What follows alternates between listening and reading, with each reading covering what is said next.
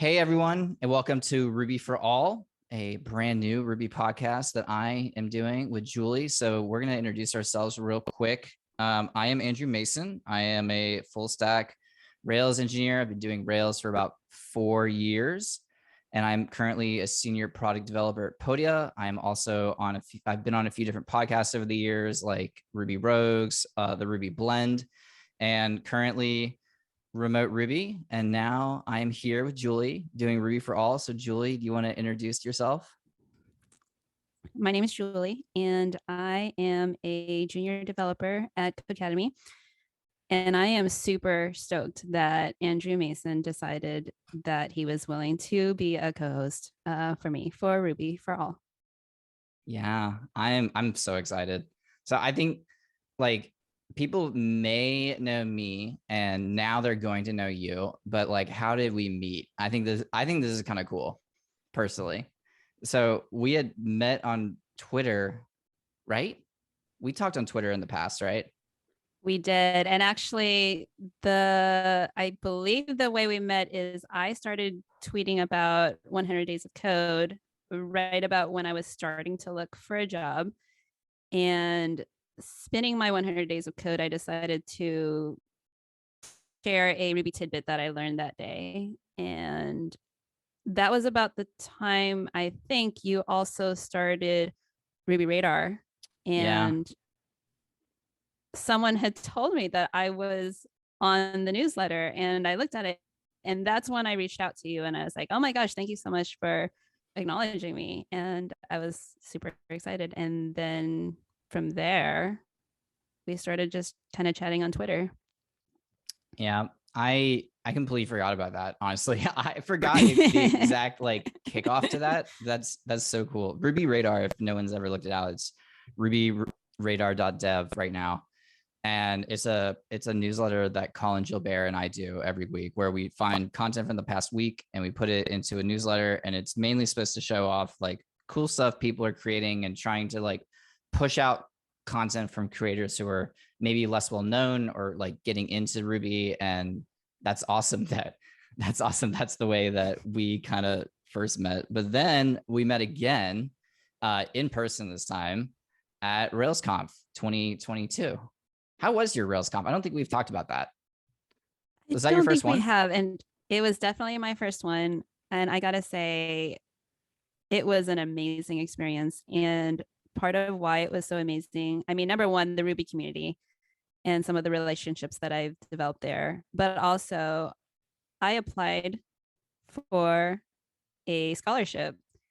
And I was very hesitant to apply for the scholarship because I already was working at Codecademy and I wasn't sure if I should be doing that. But it was my first RailsConf experience. So I wanted to have a guide, and that was my main reason for applying. And it's funny because I asked Andrea Fomera, like, should I be applying for this? I don't really feel right. And she was just like, let them decide. And right, without, like, if it wasn't for her, I probably would not have been there. Or if I was, maybe my experience would have been different. But I had an awesome guide. Nani Dutton is just, I couldn't have asked for a better guide. And he like showed me around to so many different people, and it helped me kind of break out of my, I don't know, my shell and just be out there meeting new people. It was such a great experience. And I got to meet you in person, and I was like, oh my gosh, Andrew, can I take a selfie with you? that was so fun for me. I mean, no one asked me to take a selfie, right? As they shouldn't. But like the fact that you did, I was like, oh my God. My ego hit numbers that day. It was crazy. I was with a friend when you did that, and we were walking away, and my friend's like, don't let this think you're big time. But yeah, I gave a talk at RailsConf with Jason Charnes and Chris Oliver. It was called How to Start a Ruby Podcast. And you were in an audience. Thank you for coming, because I didn't think anyone was going to come. And afterwards, you were like, I've always wanted to start a podcast, but I need to find a co-host. And I was like, let's go. You didn't even hear what the topic was going to, or what the pitch was going to be, and you were like, let's just do it. So I thought that was so awesome. Yeah. I like part of it's because I just like to hear myself talk. The other part is like new friend, let's go. But yeah, so that's how we met, and that's kind of how this podcast, the initial part of it, became. And so what are some things that people can look forward to on this grand podcast that we now have together? Yeah, the reason why I wanted to start up this podcast is because as a junior developer, there is a lot of great already podcasts out there, but I wanted something a little bit geared more for beginners. I wanted to also help the Ruby community by putting stuff out there that will help our fellow junior developers. And it would also be great to get constant feedback from our experienced developers and how they maybe have tackled imposter syndrome and how they can help us level up. Yeah. And even though you didn't give me the pitch originally, you gave it to me afterwards. And I was like, this is perfect because, I mean, if anyone's ever heard me talk, like I try to advocate for juniors as much as possible because like at the end of the day, I still feel like one. I know my title does not indicate that. I don't know how. I mean, I know how I got here, but at the same time, it's like, how did I even get here to this place? Because like every day, I still feel like the biggest idiot. So I am very excited to kind of talk about some of these, however we can help juniors, like talking about ways to get jobs in the community and talking about like the things that we go through and the problems we encounter, and maybe those can help other people. And I think one thing we also talked about was like, we want like feedback, right? Mm-hmm. Yeah, we want to hear what y'all, the listeners, want to hear, and we want to talk about them. And if that includes, if we're not smart enough to like handle that topic, we'll find someone who is. But I think that's like kind of our mission here, is to make the Ruby community even more welcoming to juniors and find ways so that they can feel comfortable. Because like one thing that you had said to me earlier was like, there's a bunch of Ruby podcasts, right? But a lot of them are aimed at seniors or more senior content. It feels like none of them are like aimed at juniors, right? Is that your experience? Yeah, I did feel that while I listened to a lot of the Ruby podcasts out there now, maybe half of it is over my head. And I still listen to it because it's a lot of great content, but would love to also hear something more catered to juniors. Yeah. And I feel that, especially when I was first starting out, like I would listen to the Bike Shed podcast, and I used to listen to it like starting from like episode 1. I would listen to it I've listened to it all the way through at least twice because I learned so much. And even though I didn't understand really much of it because I was still like just starting, I felt like it was such a learning like tool for me, at least to just be like, go discover other things. But there were a lot of points where I was like, dang, I wish they could have just explained what that was. I feel like we know what we know and we forget that other people don't know it. And I think on the show, the goal is gonna be like to distill some of that stuff down a little bit more, as much as you can in audio form, because like I don't know how well we could explain like how to deploy a Rails app on like a DigitalOcean droplet or something like that over text, but or over audio. But I mean, we'll figure it out, right? I like that you mentioned that you would hear a podcast and like wish that they talked about something a little bit more deeply, because that is basically what I do when I listen to podcasts. Sometimes I'd have to kind of pause it and start Googling just so that I could understand. And I do this a lot with like, I'm starting to watch the RailsConf talks because we have access to them being invited to the home edition. And I love that I can pause while someone's talking and just like get a little bit more further information. Yeah, that's always been a thing for me with the RailsConf talks, even though I don't actually rewatch them as much as I want to. But like, I sometimes will go to the talks in person, but like less and less over the years, it seems, because the hallway track, which is the hallway track being like this made up term for when a lot of like developers will just hang out in the hallway talking to each other instead of going inside the talks. And like, I think as a junior, like I was always in the talk. But over the years, as I've started to meet more and more people, like I start to hang out outside the talk, and because I'm like, oh, I can just watch this later if I really want to. But there's some I always go to, like Nick Schwader. I love his talks. I will always attend his talks. His talks are so fun if you've never been to one. But yeah, and the podcast thing, like the first podcast I ever got on, I was like, it was Jason Sweat. It was on a podcast that no longer is active. It was called the Ruby Testing Podcast. And like at the time, I guess I was like, I'd been working professionally in Rails for like 2 months, I think, but I'd been an intern for a little bit before then. And I was listening to any Ruby podcast I could find. And he was talking about all this testing stuff. And I'm like, I just don't know any of this. And I was like, and I have all these questions about testing because like testing is always that thing that like, hey, here's how you write tests.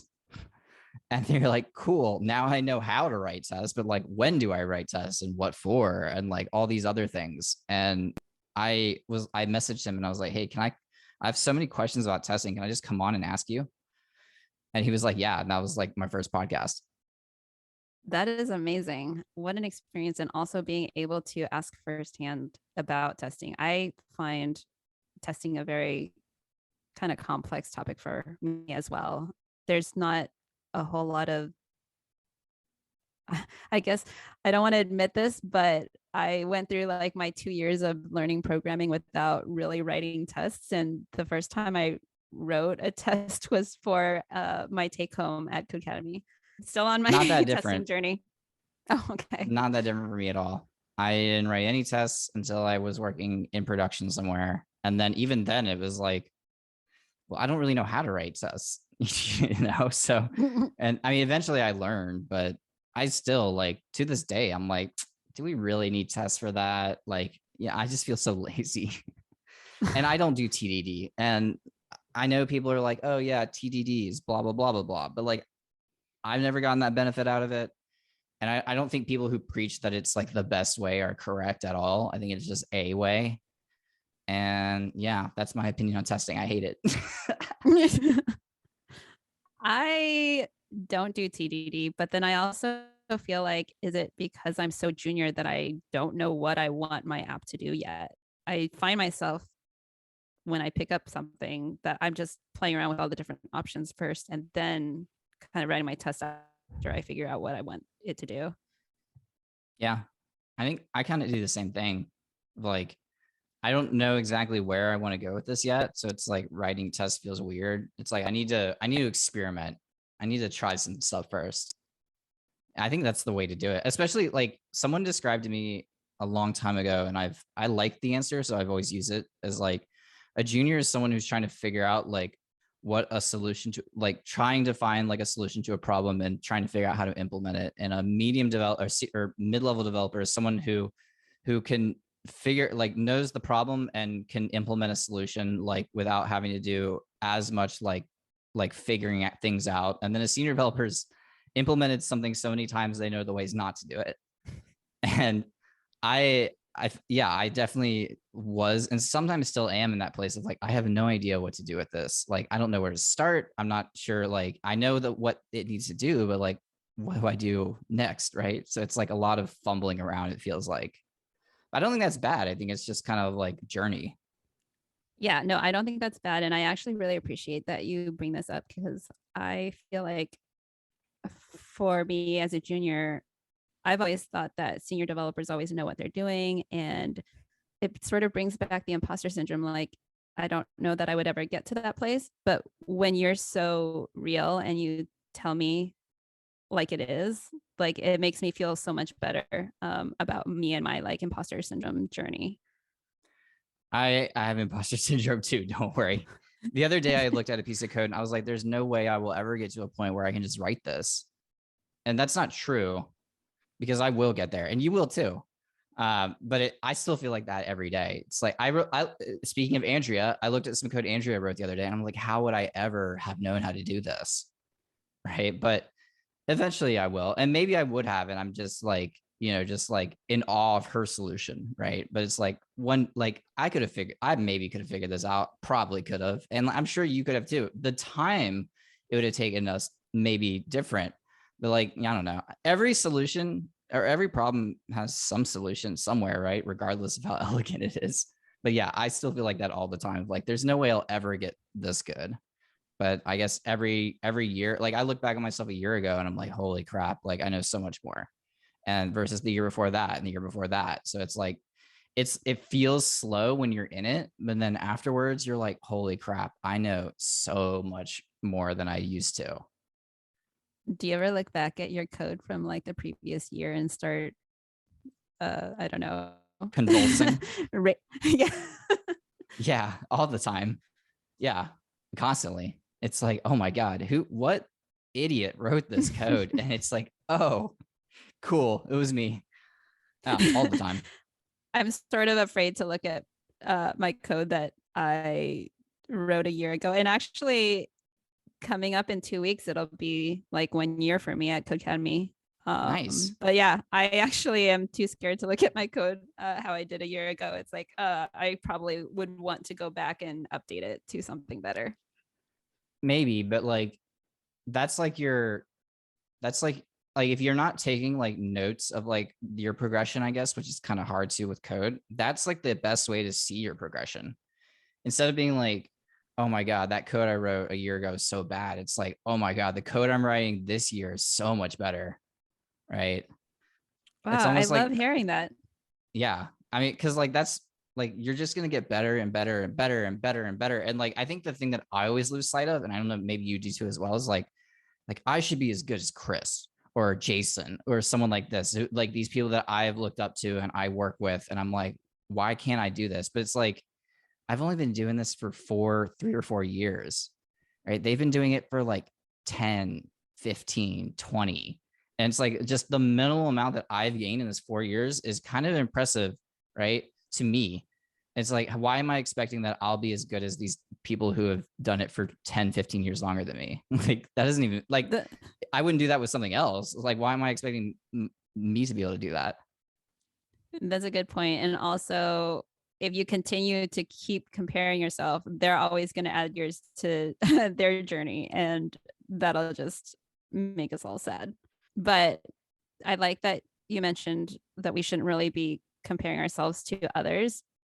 And I like to preach that I should compare myself to who I was before, even yesterday or a week ago or a month ago or a year ago. And I mean, I was just talking to my mentor the other day about I actually don't do a lot of front end code, and I learned React on the job. And I meet with my mentor every week so that she can kind of help guide me through all the front end code. And I would say, like a few months ago, I would look at a front end PR that I'd have to review, and I have no idea. Like, I would look at the code and it would just be all foreign to me. So the least I could do is test it to see if it breaks and kind of provide my feedback there.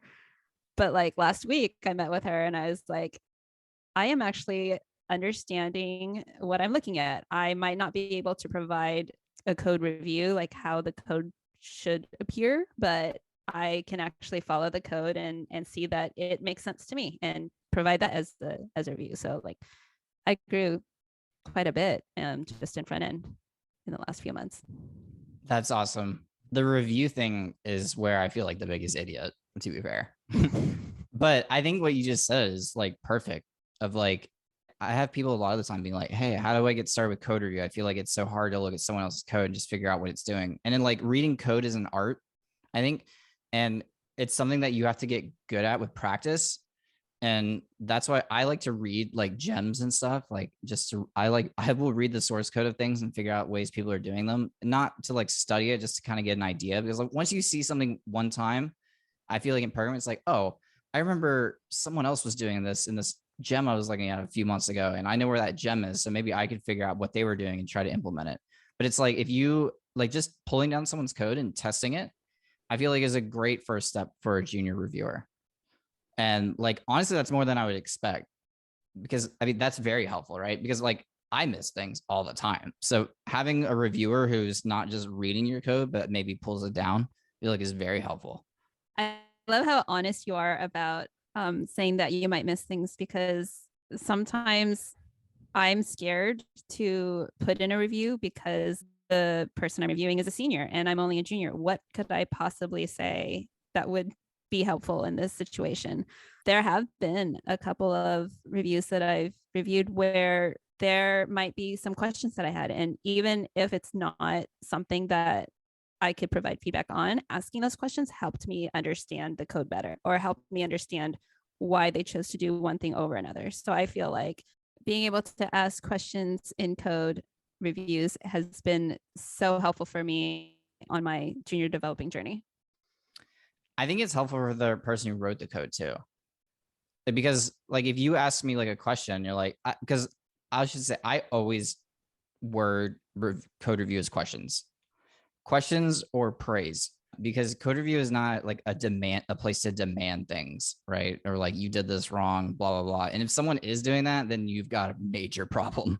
But it's like, it's a place to ask questions and to like kind of explore together. And it's like, hey, like, did you think about this? Like what would happen if this happened? Or like, why did you decide to do it like this? Because like that gives me, the person who is like, who's written the code, like, oh crap, I didn't even think about that. Or maybe like by answering your question, I realized something else about the code.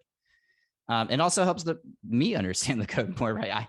Sometimes I write code that I'm like, yeah, it works. I don't 100% understand what I just did, but it works. But I think all of it's helpful, right?